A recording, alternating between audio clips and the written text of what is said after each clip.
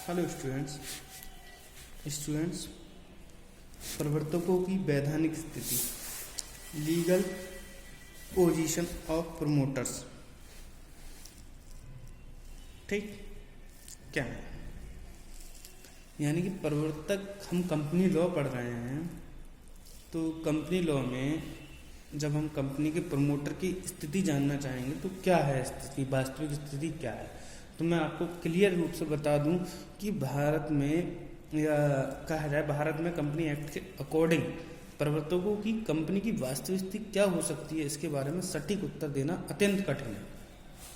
क्यों कठिन है भाई?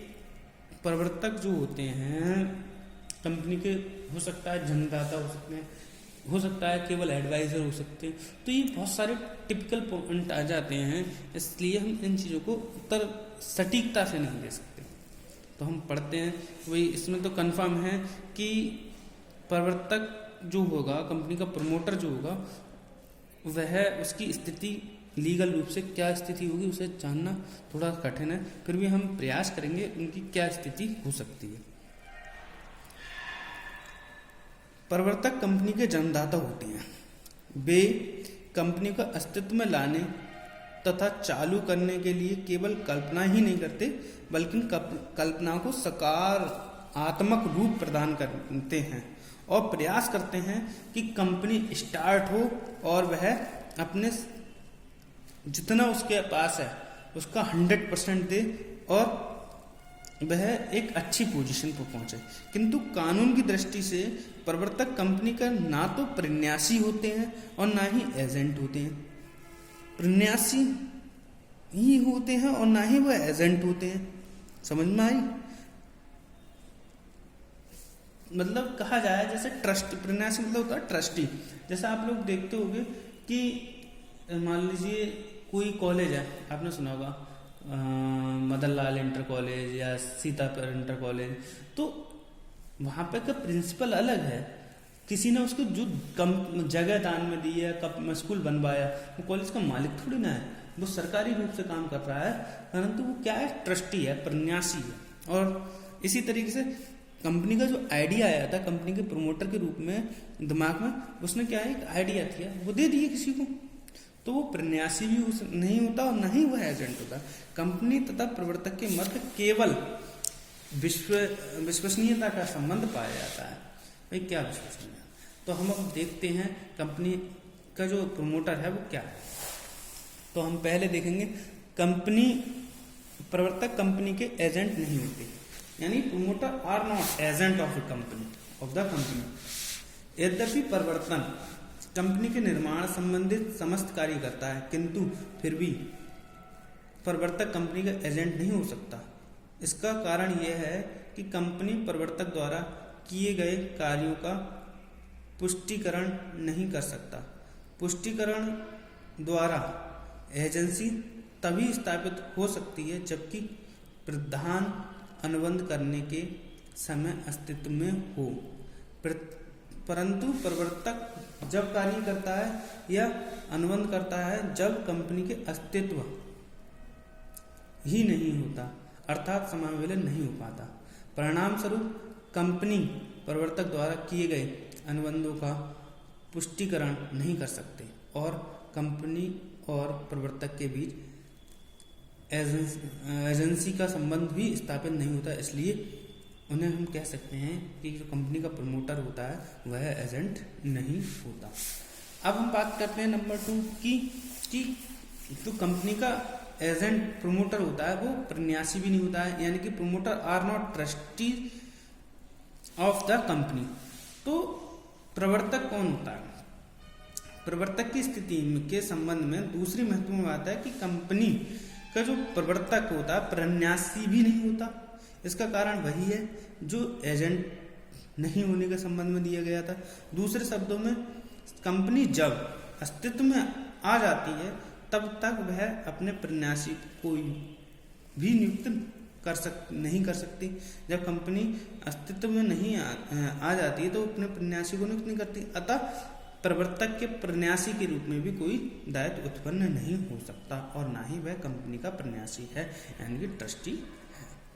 नेक्स्ट आ जाता है प्रवर्तक का कंपनी के साथ विश्वास आश्रित संबंध होता है। बस यही है कंपनी की पोजीशन स्थिति, लीगल स्थिति क्या है, एक विश्वास आश्रित संबंध होता है। The promoter send in a faculty relationship to the company. तो प्रवर्तक उसके द्वारा निर्मित कंपनी का ना तो एजेंट होता है और ना ही फिनांसी, उसका कंपनी के साथ केवल विश्वास आश्रित संबंध होता है। एक मामला है वो मैं बता देता हूं, जिसमें प्रवर्तक उस कंपनी के साथ जिसका वह प्रवर्तन करते हैं तथा उस लोगों के साथ जिनके वह कंपनी में अंशधारी बनने होते प्रेरित है, विश्वास आश्रित संबंध है। कहने का मतलब क्या है कि मान लो मैंने कंपनी स्टार्ट की, मैं कंपनी का प्रमोटर हूं और मैंने अंशधारियों को विश्वास दिला दिया कि मैं हूं तो लॉस नहीं होगा। जैसे टाटा के शेयर्स वगैरह होते हैं, उनने कंपनी में टाटा का नाम सुनते ही आदमी कहता है कि ये चीज़ बढ़िया हुई, टाटा नमक बढ़िया, टाटा स्टील बढ़िया, टाटा लोहा बढ़िया, टाटा की गाड़ियाँ बढ़िया। तो हम जब एक नाम से ब्रांड हो गया, वो प्रवर्तक है, प्रमोटर है, तो उस चीज़ को हम क्या करते हैं, बेस्ट है। वो क्या है, विश्वास है, उसका एक संबंध है कंपनी से बस। ठीक, अब हम बात करते हैं प्रवर्तक की ड्यूटीज कौन कौन सी होती हैं। ड्यूटीज ऑफ प्रमोटर, प्रवर्तक का कंपनी के साथ विश्वास आश्रित संबंध होते हैं। इस स्थिति के कारण प्रवर्तक के कई कर्तव्य उत्पन्न हो जाते हैं। ऐसे कुछ प्रमुख कर्तव्य निम्नलिखित हैं। देखिए, सबसे पहला जो कर्तव्य है वह कंपनी का यह है, सभी महत्वपूर्ण तत्वों को प्रकट करना। कंपनी के प्रवर्तक का यह दायित्व है कि वे कंपनी के प्रवर्तक के साथ के संबंध में महत्वपूर्ण तथ्यों को प्रकट करें। यदि प्रवर्तक कंपनी के संबंध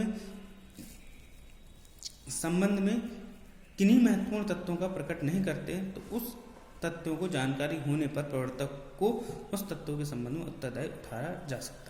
ठीक है भाई, प्रमोटर है तो उसका क्या है, सभी महत्वपूर्ण तत्वों को, जो भी इम्पोर्टेंट फैक्ट है उन्हें सार्वजनिक करे। गुप्त लाभ ना कमाना, भाई जब कंपनी में प्रमोटर हो गया कोई व्यक्ति तो उसे लाभ कमाने का अवसर मिलते हैं,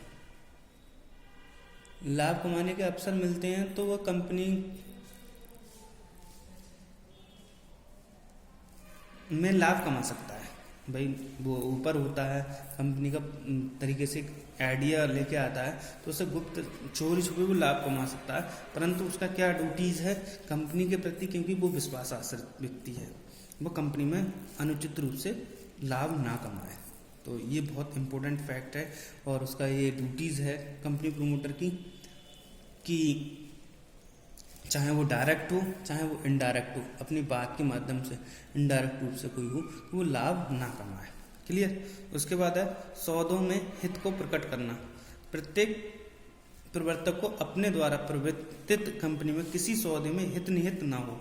भाई कोई अब कंपनी का वो प्रमोटर हो जाता है, उसे सारी काम देखना होता है, कच्चा माल कहाँ से खरीदना है, मतलब कैसे माल बेचना है, किसे डीलरशिप देनी है और कहाँ से रुपये बंद करना है, तो उसमें अपना हित ना देखे, अपने स्वार्थी ना हो, सौदों में हित ना देखे। जैसे कि हम उसका कंपनी अच्छी चलने ली तो कच्चे माल अच्छा आ रहा है, फिर भी दूसरे लोकल कच्चा माल खरीद निकले तो भाई ये वाला माल यहाँ से है, उसमें अपने हित के लिए कोई काम करने लगा, तो ये चीज़ें सही नहीं देती है प्रमोटर के लिए। बिना बताए अपनी संपत्ति नहीं बेचना। कंपनी अगर कोई प्रमोटर बन गया है और उसके पास कोई अपनी संपत्ति भी है तो कंपनी को बिना बताए उस कंपनी को नहीं बेच सकता, क्योंकि ये माना जाता है यदि वह अपनी संपत्ति का लाभ पर तथा बाजार मूल्य अधिक कंपनी को बेचता है तो उसमें क्या होता है, ये थोड़ी सी स्थिति खराब हो जाती है जिससे कंपनी को लॉस हो सकता है। तो कंपनी ध्यान में रखते हुए इस चीज़ पे बहुत फोकस करना पड़ता है। नेक्स्ट आ जाता है हमारा क्रय की जाने वाली संपत्ति का पूर्ण विवरण देना।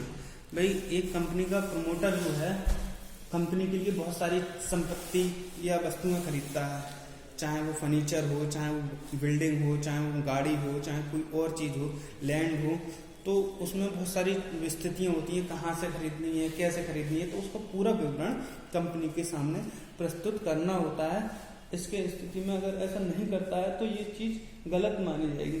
तो कंपनी का जो प्रमोटर है उसे कंपनी के अगर कंपनी के लिए उसने कोई संपत्ति खरीदी है तो उसका पूरा विवरण कंपनी को देना चाहिए। नेक्स्ट है इसमें अपनी स्थिति का अनुचित उपयोग ना नहीं करना।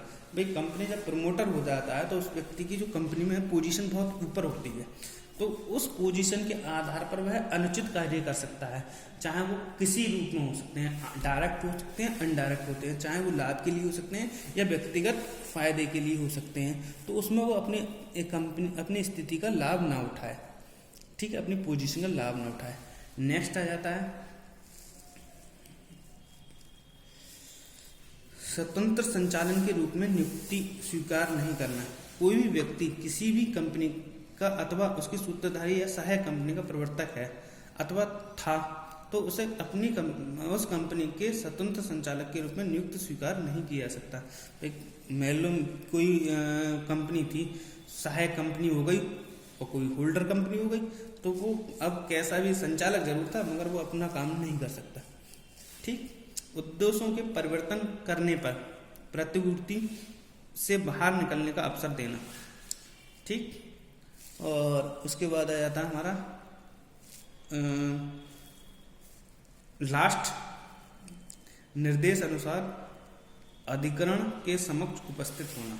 कभी कभी कंपनी समापक अधिकरण के समक्ष ये रिपोर्ट देता है कि कंपनी का निर्माण के समय से ही कंपनी परिवर्तन, निर्माण अथवा कंपनी के कामकाज का संचालन को संबंधित किसी व्यक्ति द्वारा कपट किया गया है। ऐसी दशा में अधिकरण को सामने उसे अपनी रिपोर्ट प्रस्तुत करनी पड़ेगी।